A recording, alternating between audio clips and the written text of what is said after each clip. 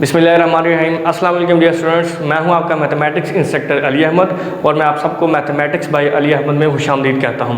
और आपसे मैं ये कहना चाहता हूं कि अगर अभी तक आपने मेरा चैनल सब्सक्राइब नहीं किया तो इसको ज़रूर सब्सक्राइब करें और बेल आइकन पर क्लिक करें ताकि मेरी आने वाली हर वीडियो आपको बर वक्त मिल सके। लेकिन जी, जैसा कि आप जानते हैं कि हम क्लास इंटरमीडिएट का जो मैथमेटिक्स का कोर्स है वो हमने स्टार्ट किया हुआ है और उसके अंदर हम चैप्टर 9 कर रहे हैं। लास्ट लेक्चर में जो कि हमारी एक्सरसाइज 9.1 कंप्लीट हो गई थी, अब 9.2 एक्सरसाइज जो है वो स्टार्ट करने से पहले कुछ बेसिक चीज़ें जो हैं वो कुछ तो आपने पहले मैट्रिक में पढ़ी हुई हैं, कुछ चीज़ें यहाँ पे नहीं आएंगी, हम उनको थोड़ा सा रिव्यू कर लेते हैं। तो आज सबसे पहले जो डेफिनेशन मेरे पास है वो है को टर्मिनल एंगल्स की। को टर्मिनल एंगल्स कौन से एंगल्स होते हैं? Angles having same initial and terminal sides. ऐसे एंगल जिनकी इनिशियल साइड और टर्मिनल साइड जो है वो अगर सेम हो तो ऐसे एंगल्स को हम को टर्मिनल एंगल्स का नाम देंगे। ठीक है जी। अब यहाँ पे सबसे पहला अगर आप एंगल देखें तो वो मैंने बनाया है एंगल QOP या POQ भी आप इसको पढ़ सकते हैं। वो मैंने एंगल लिया है थीटा। ठीक है जी।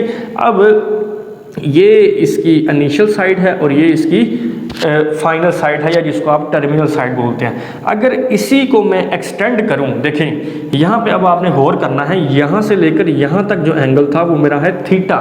अब अगर मैं यहाँ से एंगल को अगेन बढ़ाता हूँ और वापस घूम के एक चक्कर पूरा करने के बाद मैं इधर उसी पॉइंट पे आ जाता हूँ, तो आप जानते हैं कि जो एक रोटेशन होता है वो हमारे पास 360 या जिसको 2 पाई बोलते हैं हम, उसके इक्वल होता है। तो यहाँ से जो हमारी इनिशियल साइड है यहाँ से लेके यहाँ तक एंगल तो हमारा थीटा था।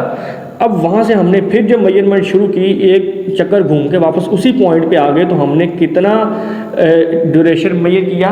2 पाई। थीटा पहले था और 2 पाई हमने कवर किया, तो ये हमारे पास एंगल आ गया थीटा प्लस 2 पाई। अब आप गौर करें कि यहाँ से मैंने स्टार्ट लिया था इस एंगल का और कहाँ तक गया? यहाँ तक। अब अगर मैं मुवाजना करूँ इस एंगल का और इस एंगल का, ये दोनों एंगल्स आपस में को टर्मिनल हैं। वो किस तरह है? देखें, इसकी इनिशियल साइड भी ये है और टर्मिनल साइड ये है। अगर आप इस एंगल को गौर करें तो इसकी इनिशियल साइड भी ये है और टर्मिनल साइड भी वो है, लेकिन इसकी मेजरमेंट थीटा है, इसकी है थीटा प्लस 2 पाई। तो ये दोनों जो हैं वो को टर्मिनल एंगल्स हैं क्योंकि इनकी इनिशियल साइड्स और टर्मिनल साइड जो हैं वो सेम है। तो यहाँ से आपको ये रिजल्ट भी पता चलता है कि 2 पाई एक रोटेशन कंप्लीट करने के बाद आप फिर उसी पोजीशन पे खड़े हैं जहाँ से आपने स्टार्ट लिया था। ठीक है। इसी तरह से अगर इसी को मैं आगे मज़ीद बढ़ाता हूँ तो यहाँ पे हमारे पास एंगल की मेजरमेंट थी थीटा प्लस 2 पाई। तो यहाँ से अगर मैं मज़ीद एक और चक्कर कंप्लीट करता हूँ, 1 मोर रोटेशन, तो वो फिर मेरे पास थीटा प्लस 2 पाई में हम एक 2 पाई और ऐड कर देंगे तो वो मेरे पास थीटा प्लस 4 पाई हो जाएगा। दीज ऑल एंगल्स आर को terminal angles because they have same initial side and terminal side. नहीं, ठीक हो गया। अब यहाँ पे 2 रिजल्ट है मेरे पास। If angle theta is in degrees, अगर आपका जो एंगल है ये अगर डिग्रीज में है, देन थीटा प्लस 360 के बिलोंग्स टू जी। और ये जी कोई आम जी नहीं है, ये सेट ऑफ इंटीजर्स है। आप जानते हैं जो 0 plus minus 1 plus minus 2 plus minus 3 up to so on उसमें होते हैं।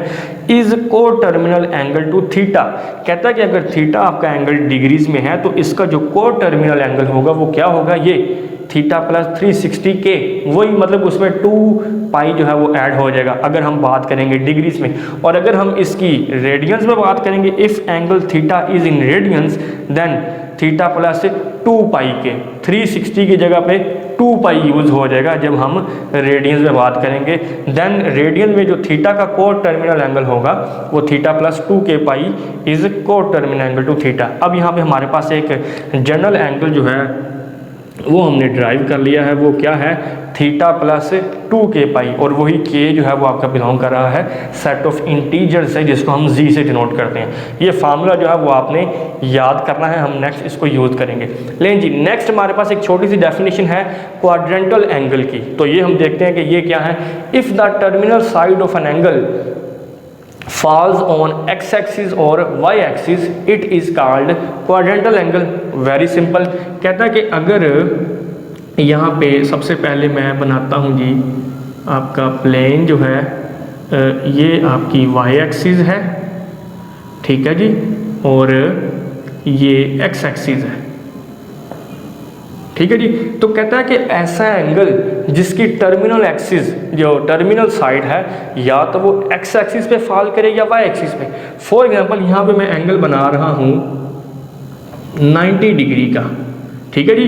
तो ये जो साइड है ये इसकी इनिशियल साइड है, और ये जो वाई एक्सिस है ये इसकी टर्मिनल साइड है। तो ये चूंकि एंगल वाई एक्सिस पे ख़त्म हो रहा है, देन हम इसको क्वाड्रेंटल एंगल का नाम देंगे। तो इन सिंपल वर्ड हम ये कह सकते हैं कि ऐसा एंगल जो या तो एक्स एक्सिस पे जाके ख़त्म हो या वाई एक्सिस पे जाके ख़त्म हो, उसको हम क्वाड्रेंटल एंगल का नाम देंगे। इसी तरह से एक एग्जांपल मैं यहाँ पे और कंसीडर करता हूँ। यहाँ पे ये आपकी एक्स एक्सिस है, वाई एक्सिस है, ये एक्स एक्सिस है, दिस इज़ एक्स एक्सिस, ये वाई एक्सिस है। अब यहाँ पे अगर मैं एंगल बनाता हूँ 180 डिग्री का, जिसको आप स्ट्रेट एंगल भी बोलते हैं, तो आप देख सकते हैं ये भी एंगल जो मेरा एंड हो रहा है वो कहाँ पे हो रहा है, एक्स एक्सिस पे, ठीक है। टर्मिनल साइड इसकी एक्स एक्सिस है, तो इसको भी हम जो क्वाड्रेंटल एंगल है उसका नाम देंगे। इसी तरह से आप 270 डिग्री का एंगल बनाएंगे, वो भी क्वाड्रेंटल एंगल होगा। 360 अप टू इसी तरह से प्रोसीड करते जाएंगे। लेकिन जी नेक्स्ट हमारे पास जो टॉपिक है वो है ट्रिग्नोमेट्रिक फंक्शंस। ट्रिग्नोमेट्रिक फंक्शंस क्या होते हैं? यहाँ पे इसको समझने के लिए मैंने एक राइट एंगल ट्रायंगल ली है। आप जानते हैं कि राइट एंगल ट्रायंगल ऐसी ट्रायंगल होती है जिसमें एक एंगल जो है वो 90 डिग्री का होता है, ठीक है जी। अब यहाँ पे मैंने एक राइट एंगल ट्रायंगल जिसका नाम मैंने ABC या आप ACB भी कह सकते हैं, ये मैंने रखा है। और यहाँ पे मैंने क्या किया है कि A वर्टेक्स के सामने वाली जो साइड है उसको मैंने स्मॉल a का नाम दिया है, C वर्टेक्स के सामने वाली साइड को मैंने स्मॉल c का नाम दिया है, और B वर्टेक्स के सामने वाली साइड को मैंने स्मॉल b का नाम दिया है। और जो 90 डिग्री का एंगल है, चूंकि ये एक राइट एंगल ट्रायंगल है, वो C वर्टेक्स पे बन रहा है, ठीक है जी। अब यहाँ पे हम देखेंगे कि ये जो साइड AB है जिसको मैंने C का नाम दिया है, इसको हम कहेंगे हाइपोटेन्यूज। और जो साइड AC है जिसको मैंने B का नाम दिया है, इसको हम बेस का नाम देंगे। और जो साइड BC है, ये साइड इसको A के इक्वल हमने कहा है, ये हमारी परपेंडिकुलर है, या इसको हम दूसरा नाम जो है वो आल्टीट्यूड का नाम भी देते हैं, ठीक है जी। ये तीनों आपने याद रखने हैं किसी भी राइट एंगल ट्रायंगल के अंदर। ये जो साइड होती है ये हमारी हाइपोटेन्यूज है, ये बेस है, और ये परपेंडिकुलर है, ठीक है जी। अब next we can form 6 ratios. इस फिगर की मदद से हम 6 रेशियोज जो हैं वो बना सकते हैं। वो किस तरह से, आपने क्या करना है, सबसे पहले कोई भी आप साइड से आप स्टार्ट कर सकते हैं। अगर मैंने A से स्टार्ट किया है तो A के डिनोमिनेटर में पहले B भी आएगा, C भी आएगा, A over B, A over C दोनों बन गए। फिर आप B को ले लें, B के डिनोमिनेटर में पहले A आएगा, फिर C आएगा, B over A, B over C। फिर हम C को अगर पकड़ेंगे तो C के डिनोमिनेटर में B भी आएगा और A भी आएगा, C ओवर A और C over B। These are 6 trigonometric ratios, ठीक है जी। अब नेक्स्ट हम चलते हैं कि सबसे पहला जो आपके पास एक ट्रिग्नोमेट्रिक फंक्शन है वो है साइन। अगर मैं एंगल थीटा ले लूँ तो साइन थीटा जो है वो आपका परपेंडिकुलर ओवर हाइपोटेन्यूज के इक्वल होता है। परपेंडिकुलर आपकी ये साइड है BC, ठीक है जी, और जो हाइपोटेन्यूज है उसको हमने AB का नाम दिया है, ठीक है जी। इसी तरह से जो दूसरा ट्रिग्नोमेट्रिक फंक्शन है कोसाइन, जिसको हम शॉर्ट फॉर्म में कोस भी प्रोनाउंस करते हैं, वो हमारा इक्वल होता है बेस ओवर हाइपोटेन्यूज। अब इस राइट एंगल ट्रायंगल में हमारी बेस क्या है AC और हाइपोटेन्यूज क्या है AB, ठीक हो गया। इसी तरह से जो तीसरा ट्रिग्नोमेट्रिक फंक्शन है टेंजेंट है, जिसको हम शॉर्ट फॉर्म में टेन भी प्रोनाउंस करते हैं, ये हमारा इक्वल है परपेंडिकुलर ओवर बेस। परपेंडिकुलर क्या है BC और बेस क्या है AC, ठीक है जी। ये हमारे पास 3 ट्रिग्नोमेट्रिक फंक्शंस हैं। और अब हम नेक्स्ट इन्हीं के रेसिप्रोकल्स के बारे में पढ़ेंगे। साइन का रेसिप्रोकल होता है जी कोसिकेंड, जिसको हम शॉर्ट फॉर्म में कोसिकेंड भी इस तरह से लिखते हैं, थीटा इज इक्वल टू, अब ये इसका रेसिप्रोकल हो जाएगा, हाइपोटेन्यूज ऊपर चला जाएगा, परपेंडिकुलर नीचे आ जाएगा, कोसिकेंड का जो फार्मूला है। इसी तरह से जो कोसाइन या जिसको हम कोस पढ़ते हैं, उसका जो रेसिप्रोकल होता है वो होता है सीकेंट, शॉर्ट फॉर्म में इस तरह लिखते हैं, और वो इक्वल होता है हाइपोटेन्यूज ओवर बेस। इन्हीं का रेसिप्रोकल लेते जाना आपने। और तीसरे नंबर पे हमारे पास है टेंजेंट, जिसको हम टेन लिखते हैं, वो इक्वल होता है परपेंडिकुलर ओवर बेस। और इसका जो रेसिप्रोकल है वो है कोटेंजेंट, जिसको हम कोट लिखते हैं, और वो भी इसी का रेसिप्रोकल हो जाएगा। ये परपेंडिकुलर ओवर बेस है, वो बेस ओवर, हमारे पास बेस ओवर परपेंडिकुलर आएगा। ठीक है जी। अब हम क्या देखते हैं, तो फिर हम ये रिजल्ट निकाल सकते हैं, जो साइन है ये इक्वल होता है 1 ओवर कोसेकेंड के, क्योंकि ये एक दूसरे के रेसिप्रोकल्स हैं। इसी तरह से कोस इक्वल होगा 1 ओवर सेकेंड थीटा के, और जो टेन है ये इक्वल होगा 1 ओवर कोड थीटा के, क्योंकि ये तीनों जो हैं एक दूसरे के रेसिप्रोकल्स हैं। ठीक है जी। अब यहाँ पे जो मोस्ट इंपॉर्टेंट बात है जो मैं आपसे अब करने लगा हूँ, ये आपने देखना है कि अक्सर बच्चे ये कहते हैं कि ये हमें भूल जाता है कि साइन इक्वल है परपेंडिकुलर हाइपोटेन्यूज, कोस इक्वल है base over hypotenuse, ten equal है परपेंडिकुलर बेस। तो यहाँ पर मैं आपको एक बहुत ही आसान फार्मूला बताने लगा हूँ, अगर वो आप याद कर लेंगे तो ये आपको सारी ज़िंदगी नहीं भूलेगा। वो क्या है ये अब आपने देखना है गौर से। सम people have curly brown hairs through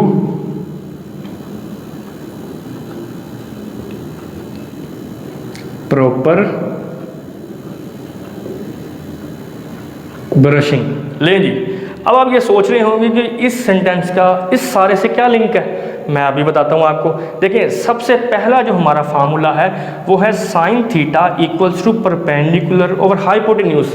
तो ये असल में निकला है, सम का जो एस है ये बना रहा है हमारा साइन, पीपल का जो पी है ये बना रहा है परपेंडिकुलर, और जो हैव का एच है ये बना रहा है हाइपोटेन्यूज। तो सम पीपल हैव, यहाँ से हमें जो फार्मूला बनेगा वो होगा sine theta equals to perpendicular over hypotenuse. ठीक है जी। अब हम नेक्स्ट चलते हैं।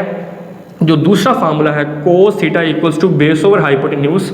करली का जो सी है ये हमें कोस बताएगा, ठीक है। ब्राउन का जो बी है ये हमें बेस बताएगा, और जो हेयर्स का एच है ये हमें हाइपोटेन्यूज बताएगा। तो करली ब्राउन हेयर ये हमें असल में ये बताएगा कि cos theta equals to base over hypotenuse. ठीक हो गया। और लास्ट में हमारे पास जो फार्मूला है tangent theta is equal to perpendicular base, यहाँ पे थ्रू का जो टी है ये हमें टेंजेंट बताएगा, और प्रॉपर का पी जो है ये हमें ये बताएगा कि ये परपेंडिकुलर है। ठीक है जी। और जो ब्रशिंग का बी है ये हमें बताएगा कि ये बेस है। तो यहाँ से हम फिर ये देख सकते हैं through proper brushing tangent theta equals to perpendicular over base. ठीक है जी। तो इस फार्मूले की मदद से अगर आप इनको याद रखेंगे तो ये इंशाल्लाह आपको कभी भी नहीं भूलेंगे। ठीक है जी। तो मैं उम्मीद करता हूँ कि ये जो कुछ बेसिक चीज़ें हैं इनकी आपको अच्छी तरह से समझ आ गई होगी, और इसको आपने इंटरेस्ट लेकर समझना है, क्योंकि हमने नेक्स्ट एक्सरसाइज में जो इस चैप्टर के अंदर हमने करनी है उसमें इन्हीं चीज़ों को हमने जो है वो बार बार यूज़ करना है। ये इस चैप्टर की बेसिक चीज़ें हैं, तो इसको आपने अच्छी तरह से समझना है, इनको रट्टा नहीं लगाना, इसको समझने की कोशिश करनी है।